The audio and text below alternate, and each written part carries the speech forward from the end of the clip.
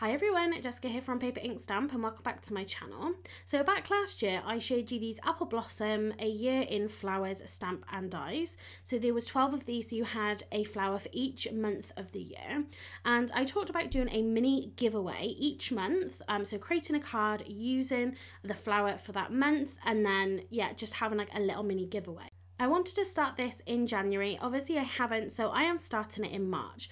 Today I'm going to create a birthday card with the daffodil for the March month. So if you want to be entered into this mini giveaway, then just leave me a comment down below if you've got a birthday in March or someone special to you has a birthday in March. Let me know in the comment section down below and you'll be entered into this giveaway and we can reveal the winner. So we're going to create a card using this March daffodil stamp and die set. So I've already stamped and coloured my daffodil just to make this video a little bit quicker. So I used my Copic sketch markers. So I recently picked up a few of the yellows. I think on the top of my head it's Y11, Y15 and maybe Y17. Absolutely love that combination and it's worked really nicely for this daffodil.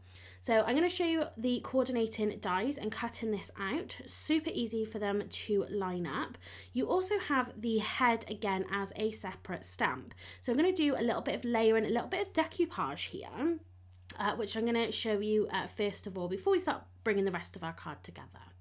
So you can see that I've coloured in the separate image quite nicely. I've done, all those layers and the shadows and the highlights and things. The underneath, I literally just coloured that in the lightest colour. It's going to be covered, so I don't need to worry about, making that super pretty and, super detailed or anything like that. I simply just coloured it in. But I wanted to take this a step further. Again, I want to add some more dimension and raise this up a little bit. So I'm actually cutting out that centerpiece from our bottom layer. Now we're going to be adding over that full head of that separate stamp, so you're not going to see that we've cut this away. This is a really good way of building up your layers without really needing anything extra. So I am going to colour that in a second because obviously I've not added any of that really nice detail. But again, with a little bit of decoupage, we want to have some dimension. So I'm just using some small foam circles. I've popped that onto the petals and I'm going to add at the end when I add this onto my card, I'm going to add some more foam just to that section that we've cut out. So again, just for this small bit, so you'll see my combination here, really simple colouring, just having the shadows kind of in the centre of the flower and kind of around the edge of those petals, super easy. For the greenery, I've got quite a nice combination that I am liking. Off the top of my head, it starts with G40, I want to say G43, and whatever maybe the next colour up is from there. It's not like a bright green, but I think it's quite a nice subtle green, and I've been using that for all of my greenery recently and I'm absolutely loving that combination.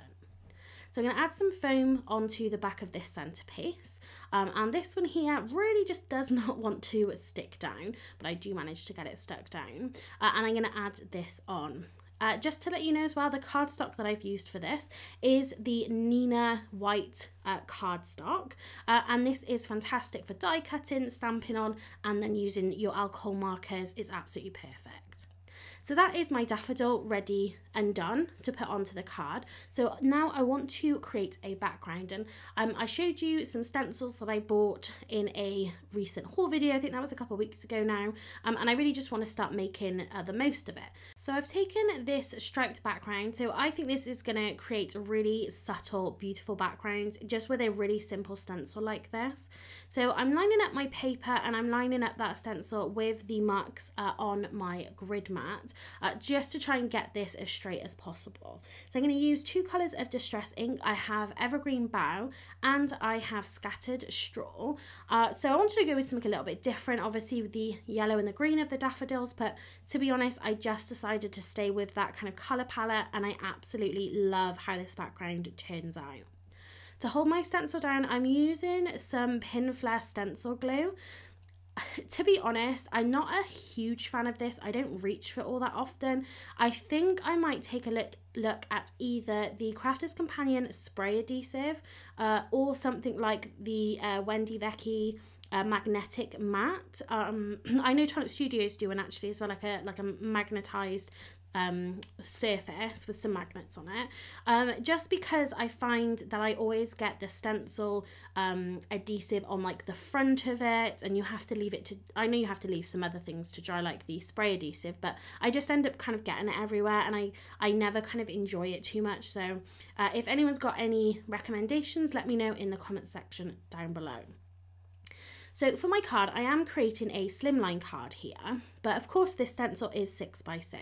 So you can see I am just shifting this down. It takes me a minute or two just to get those lines lined back up again. But when I did the top, I was really careful not to go below the stencil.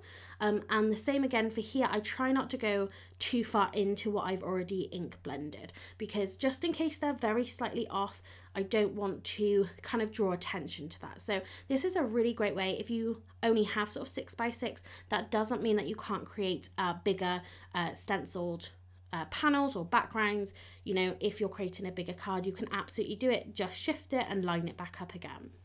So I am loving the results I'm getting from this ink blending. My colour scheme originally for the stenciling was going to be more pinks, but I decided to just keep it in line with kind of the greens and yellows, and I think it was absolutely the right decision to do. So you can see I'm using the evergreen bough on the edges, then that scattered straw kind of blending into it nicely to create that kind of more greeny tone, and then I'm leaving that kind of centerpiece to be very, very light, almost no ink at all, because I want that to be kind of that highlight point.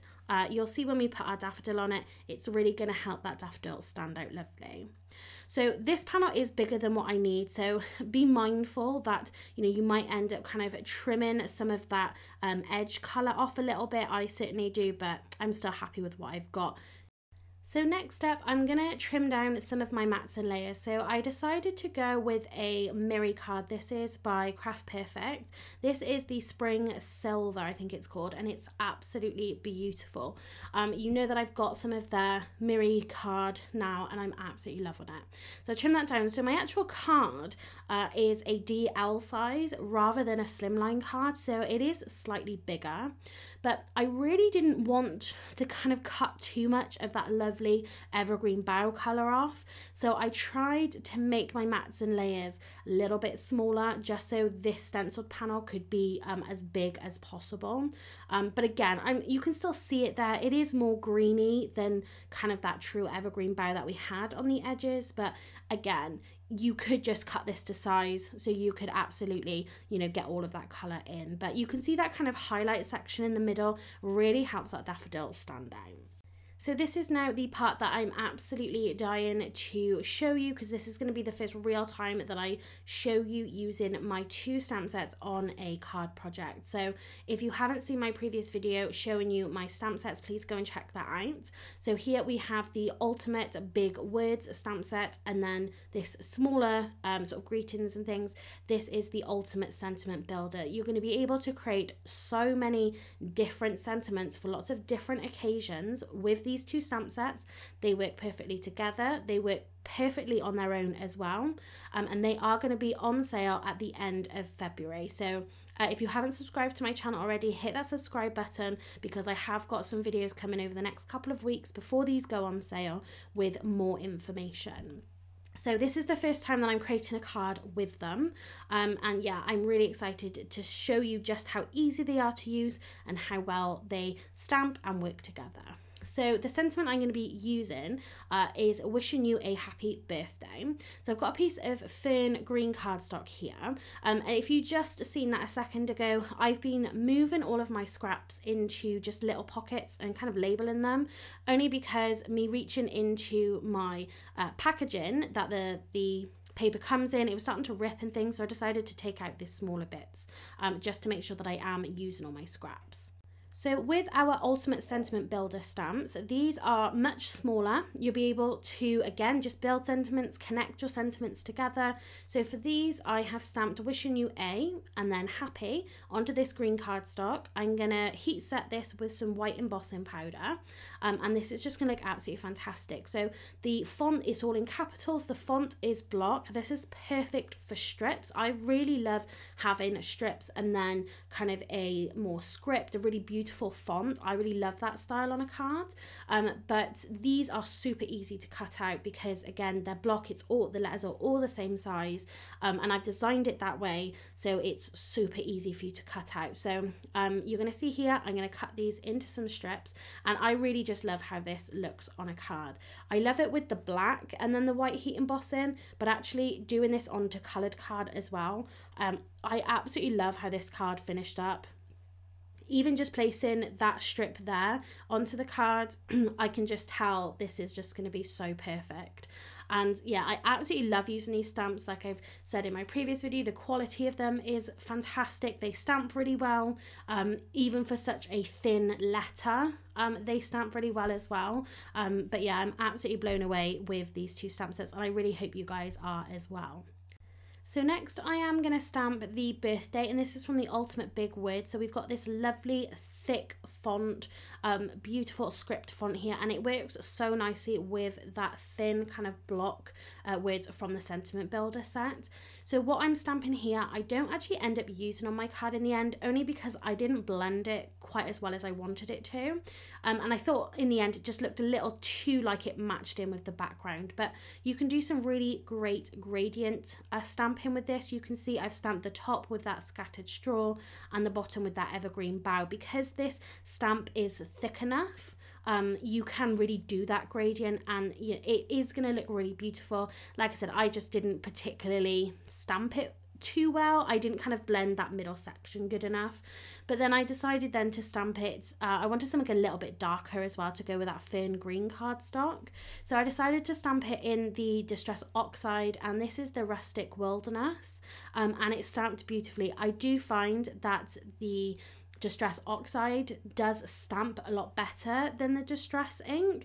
I just find it doesn't bead on the surface quite as much, so it just works better for me. That's just my personal preference, but you can absolutely stamp these stamps with the Distress ink.